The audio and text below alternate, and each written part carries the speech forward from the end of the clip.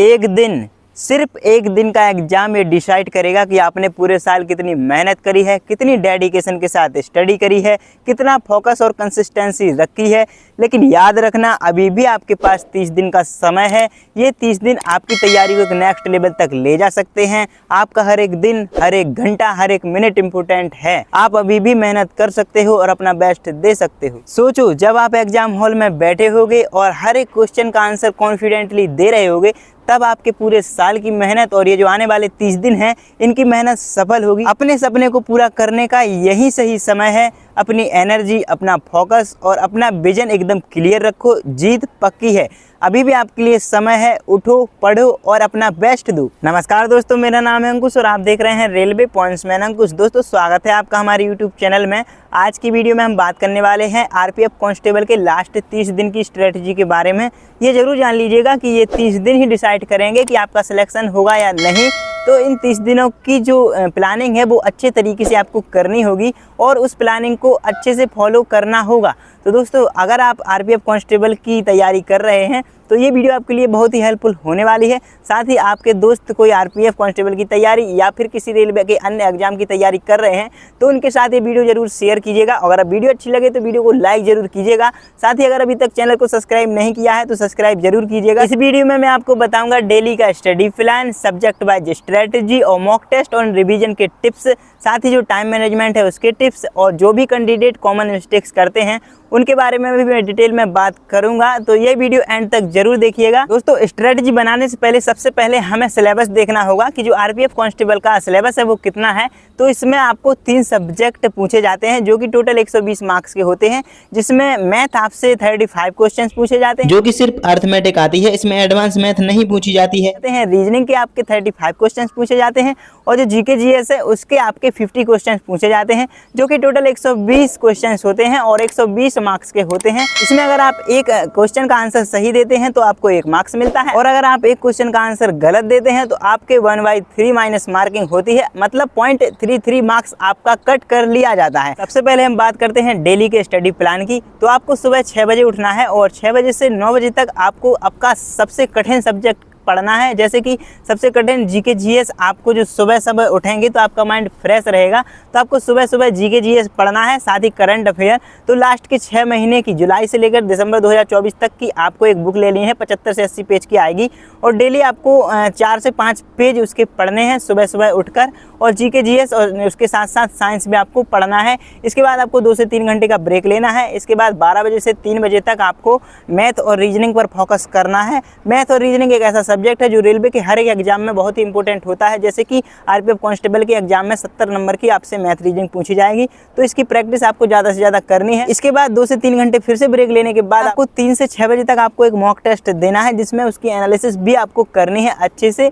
तो mock test आपको full mock test देना है, उसमें देखना है कौन सी आपने गलतियां करी हैं और क्या आगे मैं आपको ये बताता हूं। इसके बाद आपको 2 घंटे का फिर से ब्रेक लेना है और 10 से 11 बजे तक जो आपने दिन भर में पूरा पढ़ा है उसको आपको रिवाइज करना है, जो कि शॉर्ट्स नोट्स में आपको इसकी रिवीजन करनी है। तो दोस्तों, मैंने आपको 10 घंटे का डेली स्टडी प्लान बता दिया है। आप इसमें अपने आप से सुधार कर सकते हैं। अगर आप इससे भी ज़्यादा स्टडी कर सकते हैं तो इससे भी ज़्यादा स्टडी करिएगा, और जो भी आपका वीक पॉइंट है उस पर आप ज़्यादा से ज़्यादा फोकस करिएगा। जो कि मैंने मैथ रीजनिंग आपको बताया, इसमें आपके फुल मार्क्स भी आ सकते हैं। दोस्तों, अब हम बात करते हैं सब्जेक्ट वाइज स्ट्रेटजी की। किस सब्जेक्ट पे आपको ज़्यादा फोकस करना है और हर सब्जेक्ट के किस टॉपिक पे आपको ज़्यादा फोकस करना है।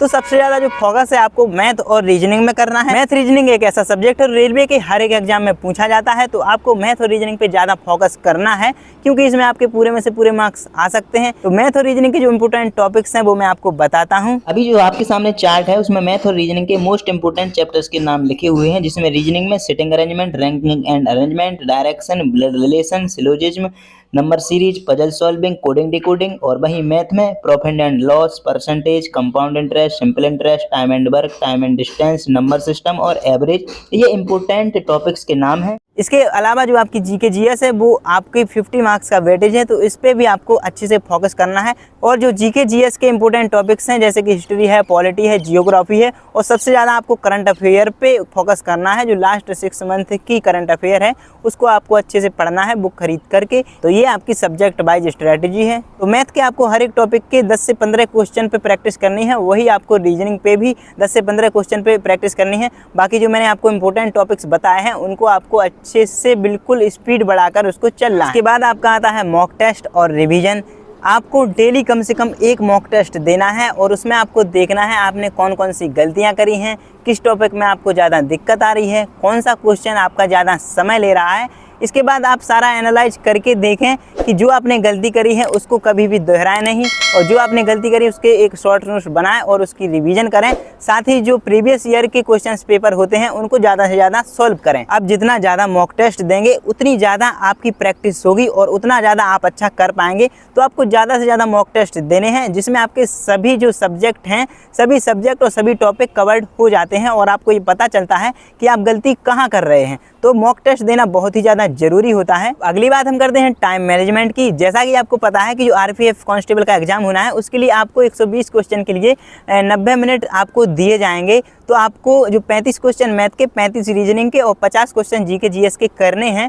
तो उसके लिए एक टाइम टेबल बनाएं कि आपको 30 मिनट में मैथ सॉल्व करनी ही करनी है। इसके बाद 30 मिनट में आपको रीजनिंग सॉल्व करनी है। बाकी जो 30 मिनट बचते हैं उसमें आपको जीके जीएस सॉल्व करनी है। और जो समय बचता है बाद में आपको क्वेश्चन को जो है क्रॉस चेक करना है कि आपने जो क्वेश्चन जिसमें आपको डाउट है वो क्वेश्चन सही है या नहीं, मतलब आप उसको दोबारा से चेक कर सकते हैं। तो टाइम का आपको बहुत ज़्यादा ध्यान रखना है। इसके लिए आपको जो आसान क्वेश्चन है उसको सबसे पहले करना होगा। जिस भी क्वेश्चन में आपको लग रहा है कि इस क्वेश्चन में ज़्यादा टाइम लगेगा और हो सकता है कि ये क्वेश्चन बनेगा भी नहीं, तो उस क्वेश्चन को आपको अवॉइड करना है और उस पर टिक मार्क कर देना है कि इसको जब टाइम बचेगा लास्ट में तब इसको देख लेंगे। तो इस तरीके से आपको अपना टाइम मैनेज करना है। और ध्यान दें कि जो आपको मॉक टेस्ट देना है वो आप लैपटॉप पे देंगे तो ज़्यादा सही रहेगा। बाकी मोबाइल से आपको मॉक टेस्ट देना है और इसके लिए टेस्ट बुक एक ऐप है, उसको आप डाउनलोड कर सकते हैं और उसका जो पास है वो आप ले सकते हैं। अब हम बात करते हैं कॉमन मिस्टेक जो कि हर एक कैंडिडेट कर देते हैं जो पहली बार एग्जाम देते हैं। उसमें सबसे पहली जो मिस्टेक होती है वो है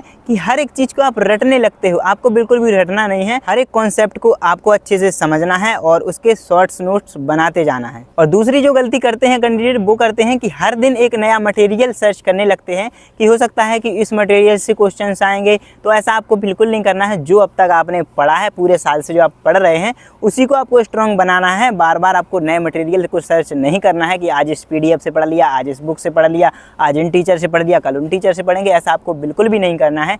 जिस टीचर से आप अब तक पढ़ते आ रहे हैं, जिस भी बुक से आप अब तक पढ़ते आ रहे हैं उसी बुक को आपको पढ़ना है और उसी को और स्ट्रॉन्ग बनाना है। क्वेश्चंस हर एक बुक से सेम ही रहते हैं, सेम बुक से सेम क्वेश्चंस आपको एग्जाम में देखने को मिलेंगे। आपको बार बार अपना स्टडी मटेरियल चेंज नहीं करना है। इसके बाद अगली जो गलती करते हैं वो करते हैं अपने आप को लो कॉन्फिडेंस फील कराते हैं। हमेशा एक पॉजिटिव सोच रखें और खुद पे भरोसा रखें, सब कुछ अच्छा होगा। और लास्ट टाइम पे आप अपना जो माइंडसेट है वो कभी भी चेंज ना करें, जो आपको आता है उसी को स्ट्रॉन्ग बनाएं। तो ये है आपकी 30 दिन की स्मार्ट स्ट्रेटजी जो आपकी मेहनत को सफलता में बदल सकती है।